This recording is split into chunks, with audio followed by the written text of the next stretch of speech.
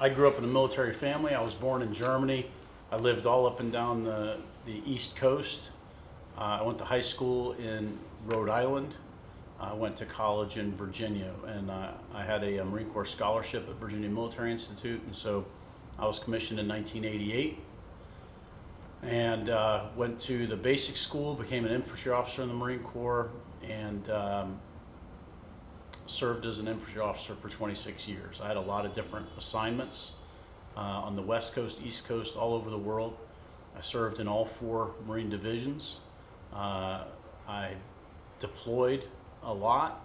I had 3 combat tours, and I retired out of the Pentagon in 2014 after being on active duty for 26 years. One of the places that I got to know was the Marines Memorial Club here on Sutter and Mason Street. It always fascinated me, and I've been coming here since 1992. And I've just met some really interesting people here in these walls. I've attended some great events, and had some really close brushes with great history in this building. So it's a special place for me, and I'm blessed to be the Vice President and Chief Development Officer here now at the Marines Memorial. And we have a lot of great programs. Our mission is to honor the legacy of military service with a living memorial, and that's what we call this building, a living memorial. And programs that do 3 things: they commemorate, they educate, and they serve. On the 10th of November, this last month, you marked 70 years anniversary here. And I want to know whether you think that the reasons for which this club was put together 70 years ago is still being actualized even now. That's a great question. So yes, 70 years ago the club was founded, and there are bylaws, and anytime you have a nonprofit organization, you have a set of bylaws and rules. And really the spirit and the intent of those rules are still in effect. A tribute to those who have gone before and a service to those who carry on. It's on our doorway as you walk in.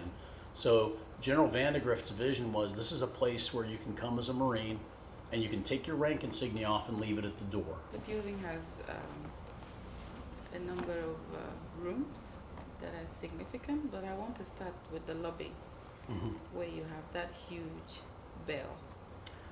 So I want to know, why is the bell such an important memorabilia for the Marine Corps? Because it sits in such a prominent place in your lobby. So the bell is the bell of the USS San Francisco. The USS San Francisco was a was a heavy cruiser in World War II, and it participated in a number of battles. It was at Pearl Harbor 75 years ago. It participated in the Battle of Guadalcanal, and that was the 14th, 15th of November of 1942. Guadalcanal was the first offensive operation, major offensive operations that we took in the Pacific against the Japanese. And the quote that is one of my favorites is by Admiral Halsey, was that before Guadalcanal, the Japanese attacked at their pleasure. After Guadalcanal, they retreated at ours. It was a pivotal, important battle. So that bell was on the San Francisco, and as I said, 14-15 November 1942, that flotilla, which was being led by Admiral Callahan, a San Franciscan who went to St. Ignatius High School here, he was the admiral in charge of a task force of ships, and they ran into a pretty heavily armed Japanese force of a larger size, and they got into a heavy gun battle, a pivotal, really important gun battle. The USS San Francisco was hit 47 times by Japanese shells. There are 22 fires on board. 77 sailors died, including the captain of the ship and Admiral Callahan. And we had a veteran of that ship who was on it give the talk about Guadalcanal back in November. We did a Guadalcanal battle commemoration here. And we had Johnny John Gordon, who was a young sailor on board San Francisco, told us what it was like running through that ship at night, torpedoes hitting it, shells hitting it from Japanese ships, torpedoes missing, kamikaze planes missing it, the darkness, moving wounded sailors from one compartment to another, putting the dead sailors in another compartment in the dark, trying to figure out where they were. a young sailor who ran up to the bridge after everyone was killed and took the wheel and drove the USS San Francisco around in circles so they wouldn't run aground. They didn't know where they were all disoriented. And the senior officer on board ended up being a communications officer, and it was his job to figure out who was left alive and how could they get this heavily damaged ship back to San Francisco. The Belle was stuffed into the Maritime Museum here down by the bay, and it was there for about 50 years until some of the crew of the San Francisco started thinking about where's our Belle and what happened to it. They went and found it, and they thought this would be a great place for it, so they brought it here. Here in the grounds, what do you have access to? Okay, so there's the restaurant and bar upstairs. We have the bar we call Chesty's. It's named after the Marine Corps mascot, the Bulldog, but also Chesty Puller, the legendary Marine leader. There's a portrait of him up there, and there's a picture of the Bulldog up there. It's a great bar and a fun place where you can socialize. We also have a restaurant, the Leatherneck Steakhouse, that gives you the view. It's one of the few rooftop restaurants in San Francisco where you can sit up there and have dinner and look down at the city of San Francisco and the Transamerica building and everything. It's a great place. So you've got that. You've got the library here where you are now. You have the banquet and ballrooms if you're going to have an event or hold an event, or if your company is holding an event. As a member, you have access to this, and you can call and say, hey, I'm a member. We want to do an event. That's a member-related event. We love to do those. On the 10M, you've got that memorial floor where you can go and visit the plaques of all our fallen brothers and sisters from Afghanistan and Iraq. Touch their names down there and reflect and think. And members can go to the members-only bar on the second floor. It's called the Flying Leatherneck. It's a tribute to Marine aviation, and I'm going to take you guys down there. But that's a members-only bar, and it's a really nice place. It's also our theater lobby.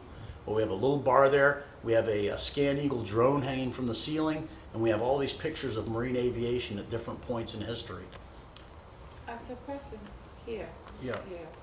have you shared your own personal pain with people as a way of helping? You know, there are very few people that I share my own personal stories with, and as a Marine who's a combat veteran, the only people that I feel comfortable really sharing with are the people that were there. And that's why it's very important to me. If I get a phone call or one of my friends comes to visit me, I stop what I'm doing and I pay attention. For those of us who are not in the military, we are aware that a lot of people who are in the military, serving, and those who are no longer serving, have a lot of pain. They seem to be fighting a lot of demons. Some are depressed, some have psychiatric issues, and some of us have friends and family who went to the military, they've come back, and they're no longer the same.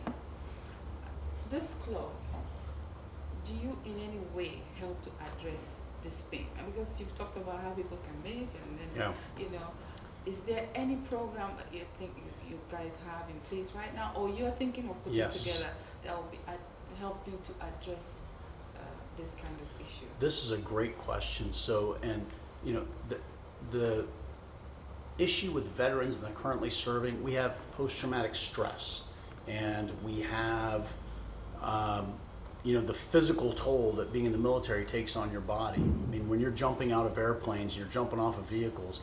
I mean, there's a physical toll, and there's a psychiatric toll or an emotional toll that takes when you serve a career, and where you've served and what you've seen and experienced. And you know, the VA is set up to handle those things. The Department of Veterans Affairs Hospital is up at Fort Miley, and San Francisco is blessed to have one of the best in the country. We have a very good Veterans Administration facility up here. So while we don't address necessarily directly those mental health issues or physical issues, what we do is we bring veterans together who can compare notes on things. And if they're outsourcing things or using different doctors, this is what people will come here and talk about. We don't have hospital beds. We don't have psychiatric counseling. We don't have you know, those sorts of things that address those problems, but we have an environment where you're safe and where you can you know, spend time with your friends that have shared the same hardships and been in the same place. And the staff that works here, they take their mission of serving veterans and the currently serving very, very seriously, and they're geared toward it. It's not like a Marriott, it's not like a Hilton. This is a veterans club, and the way we run it is focused on the mission.